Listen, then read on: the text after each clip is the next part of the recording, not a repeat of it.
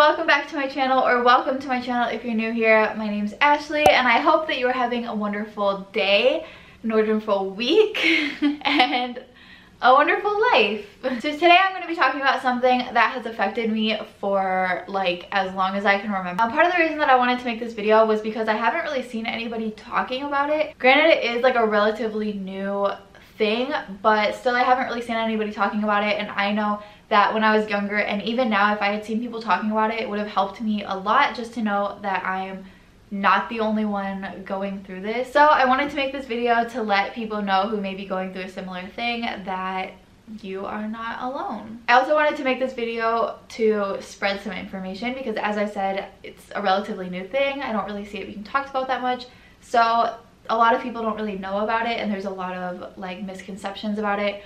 So I just wanted to share some information. I also kind of wanted to make this video because I wanted to plug myself for a second. I'm going to be starting a new YouTube channel that is separate from this one and is completely centered around food. So as I'm going to talk about in this video, there are only certain foods that I eat, so I thought it would be fun to make a YouTube channel dedicated to critiquing places in LA, and like if I travel places, then those places, critiquing the certain foods that I eat, and specifically critiquing them to my like very specific specifications. I couldn't think of a better way to say that. I'll also include like cooking on that channel and mukbangs and stuff like that. So if you're interested in any of that, go ahead and subscribe. I will have it linked down below, and I will be posting my very first video this Saturday, August 8th, I believe. I do try to post every Wednesday on this channel. This is more of like a personal channel, and lately it's been more of a fashion channel. However, just starting out, I don't think I will be posting consistently on that channel. I really don't eat out that much, especially because it's a pandemic. I'm not eating out as much as I would like to for safety reasons. But when I do, I will be filming it. When I cook something different or something that I like, I will be filming it and it will be up on that channel. So go ahead and subscribe. I would really appreciate it. Thanks. And I mean, if you're new here and you're not subscribed to this channel, you could also subscribe to this channel if you wanted to. Just saying. Okay, let's actually get into the video now. The eating disorder that I'm going to be talking about today that I suffer from is Avoidant Restrictive Food Intake Disorder, or ARFID. It used to be called Selective Eating Disorder, however now it is called ARFID. It is a relatively new addition to the DSM-5. If you don't know what the DSM-5 is, it is the Diagnostic and Statistical Manual of Mental Disorders, the 5th edition. First, I'm going to give a little overview of ARFID, and then I'm going to talk about how it manifests for me specifically, because it is different for everybody. I'm also going to talk about some of the things that I do and don't eat and why I do or do not eat them. And then I'm going to talk about how having this eating disorder has impacted my life as like a social aspect and as like a child and stuff like that. And then I'm going to talk about things that I have done to try to overcome this eating disorder and what I am currently doing to overcome it. So ARFID is really similar to anorexia in the sense that people who have it severely limit either the amount of food or the type of food that they eat, or both. They could limit the amount and type of food, I guess. However, unlike anorexia, people who have ARFID do not stress about their like body shape or their body size, or like have a fear of like having fat on their body or anything. ARFID is also really different from just being a picky eater. So I'm pretty sure like most kids go through a picky eating phase where they only eat certain foods, usually foods that are not very good for them. But then eventually, as they grow up, they outgrow it, they try different foods, they expand their horizons, and eventually they are able to eat like a normal adult, which is eating most things. Obviously, everybody has foods that they don't like, but most adults are capable of trying new foods and eating a majority of food. Also, typically when adults who don't have ARFID come in contact with foods that they don't like, they don't have like physical or severe like mental reactions to the food. They simply just don't like it. Because people with ARFID severely limit the types and amounts of foods that they eat, they can be severely deficient in the amount of food that they're eating and in the nutrients that they're getting, and this can lead to them being very underweight or extreme weight loss, and also being very like nutrient deficient, which can lead to a host of other issues. So a lot of the symptoms of ARFID are like dramatic weight loss, constipation, lethargy, having like an upset stomach all the time, or like feeling like you have an upset stomach, severely restricting the amount or the type of food that you eat, eat, having a fear of choking or vomiting, just having a lack of interest in food in general. Women who suffer with ARFID, they can have irregularities in their period. You could have dizziness, fainting, sleep problems, dry skin, thinning hair, muscle weakness, and impaired immune functioning. So people with ARFID, they either limit the amount of food that they eat, meaning like the calories that they intake, or physically like the amount of bites that they're eating specifically, stuff like that. Or they might limit the types of foods that they eat, and that could be based on a variety of criteria, such as the texture of the food, the color of the food, the smell of the food. I'm trying to think. If there's a certain thing about the food, they like won't eat that certain thing, if that makes sense. So for me personally, I am more selective with my foods than I am restrictive with the amount of foods. There's only one time that I can remember being really restrictive with the amount of food that I was eating. Some might even say that I was having a moment of anorexia, I guess that's how it's like defined. I was severely limiting the calories that I was intaking to probably at a maximum 500 calories a day, and that was mostly because I went to the doctor and I saw my weight on the scale and I did not realize I had gained that much weight, and something in my head clicked and said that I needed to lose that weight instantly. No matter how I did it, no matter how unhealthy it was, I needed to lose it by like the day before. Like I was not, something in my mind was like, you are not allowed to be that big, and that feeling sucked. I was very malnutritioned. Looking back on pictures from that time, I was very pale. I was really skinny. I took it a little bit too far. I looked tired. I was tired all the time, but I looked tired all the time, and I was getting sick like all the time, which like really sucked. For me personally, if I don't like the smell of the food, I can't eat it. So like seafood, I can't do it. Also, the texture of the food can sometimes put me off from eating it. Also, the main color that triggers me the most is green. So like I can eat like green candies and stuff, but like green fruits and vegetables freak me out. Specifically broccoli. Broccoli is like the #1 food that I do not eat. I have definitely had a few bad experiences with broccoli. Those are definitely like story times, and I don't want to put it in this video because it's going to be too long. But yeah, definitely some bad broccoli experiences. So when I do come in contact with foods that I don't eat, the way that ARFID manifests for me is in panic attacks and just like complete disgust. For things like vegetables, which are the #1 things that I do not eat, those tend to be the things that give me panic attacks specifically, or just complete disgust. So there are a lot of foods that I have not tried, but just looking at it, I can imagine how it feels to bite into it, how it sounds to bite into it, and how it tastes. Just by looking at it, I like create this whole like profile for it in my head, I guess. And I just feel disgust to the point where sometimes I do want to throw up. I don't actually throw up, but sometimes I want to throw up. I don't know how else to explain it other than I just feel disgusted. So I remember suffering from this from the time I was about like 6 years old probably, but I can't remember a time where I didn't suffer from it. However, my parents did tell me that when I was younger, I used to eat literally anything you put in front of me, except for like a couple things obviously, like sweet potatoes I think. Other than that, like I would steal food off of people's plates. Like I loved every single food, vegetables, fruits, everything. I loved it all. And then I can kind of remember one day when I was about 6, I think, 6 or 7, something like that, when I just came home and I was just like, I'm not eating vegetables anymore. And that was that. My parents rightfully just thought I was like a normal kid and I was just gonna be a picky eater for a little bit, and then eventually I would get over it like most kids do.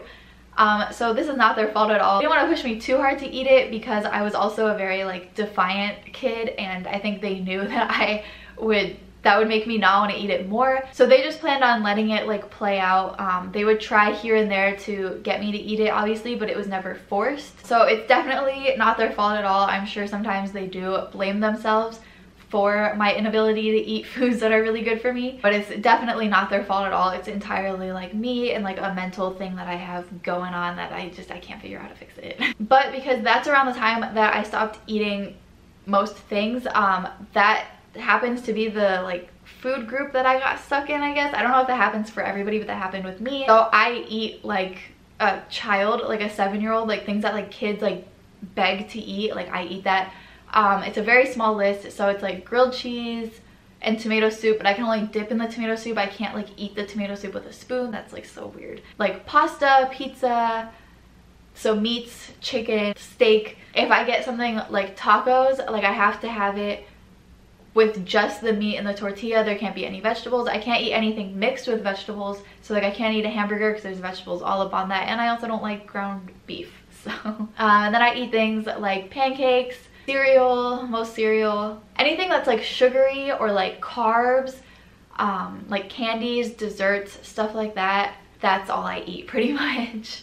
I also further restrict that list because something like pizza, for example, if it's a new pizza place I haven't tried, I don't like chunky sauce, so no chunks of tomatoes or onions or any of that. So I have to lift up the cheese, and if there are chunks in the sauce, then I just scrape the sauce off, and then I just have the bread, the cheese, and the pepperoni, and that's it. So my very narrow list is narrower because I also am very selective with the way that those foods are prepared, I guess. So how having this eating disorder has affected me. Obviously nutritionally, I was lacking a lot of the natural foods and things that would give me the nutrients that I need. However, my parents did teach me from a very young age that if I'm not going to be eating those things, then I need to take supplements in the form of like vitamins. So I have been doing that all my life, and every time I go to the doctor, they tell me I'm healthy, I'm in good shape. As a kid, ARFID affected me because I would take hours and hours to eat everything because I had to examine every single bite of what I was eating. For example, if say I was eating like a chicken nugget or something, I would bite into it, and then I would have to examine the next bite to make sure that I wasn't going to be biting into a piece of fat, because for some reason the texture and like the sound of biting into a piece of fat made me think that I was like biting into an eyeball, like a chicken eyeball, and I was terrified that I was going to be eating a chicken eyeball, and so I needed to like examine every bite. So it would take me hours and hours to eat. Also, as a kid, my parents would have to make me different meals than them all the time, so I pretty much ate pasta every night from what I can remember. Sometimes I would have like boiled chicken or something, but for the most part it was pasta. And still most of my meals are pasta. Just this one specific kind of pasta that my mom used to make me all the time. I still make it for myself most days. But that was definitely like a hassle for my mom, who was cooking my food. Obviously when I was a kid I couldn't cook my own food because she would have to make like my parents' meals and then my meals separately. Also, as a kid, telling them that I didn't want to eat something, people would try to force it on me and be like, oh, you just haven't tried it, you don't know if you like it, whatever. And that, I'm not going to say that that was like traumatizing for me, but it was definitely a really, really negative experience to have it forced on me. I didn't like that, and again, I was a defiant kid, so I think that that made me more like, well, now I'm definitely not eating it because you're forcing it on me. I don't know what was wrong with me as a kid. I'm still like that though, so not much has changed. Another way that it's affected me is, for example, on like a date or something. If we go to a fancy restaurants usually have all these like toppings and things mixed in and things that I just don't like. I like it very plain and basic. So I would usually have to order off the kids menu on a date.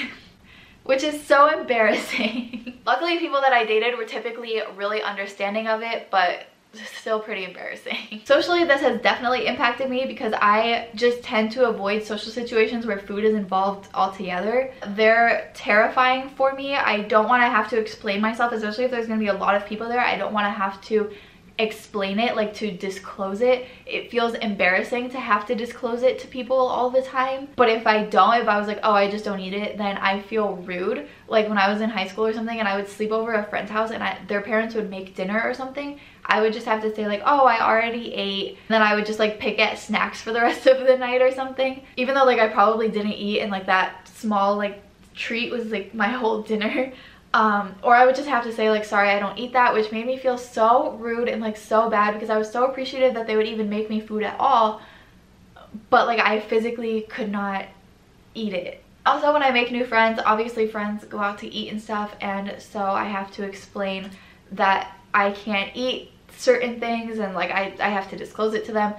And then it kind of sucks because it feels like in the friendship we're forced to eat whatever I want to eat and never what they want to eat. That makes it a little bit inconvenient and hard, and so I feel like I just don't really want to hang out with people in general because I don't want to like feel like I'm forcing them, I guess, to like eat whatever I want to eat. Like they should be able to eat what they want to eat, you know? Also, sometimes people can be kind of like judgmental about it. I've gone to like a couple of therapists about it, and like they were pretty judgmental about it. One of them even laughed at me, like a therapist. So that just kind of makes it harder to like tell people about it because you never know who's gonna be like super judgmental or who's gonna be like understanding. Thankfully, I have been telling a few more people recently and they have been really understanding, which I'm super thankful for. And having other people like be understanding about it just makes it a little bit easier when like the time comes that I have to disclose it to more people. It also affected me professionally. So there are some like professional lunches or dinners or whatever that I have been to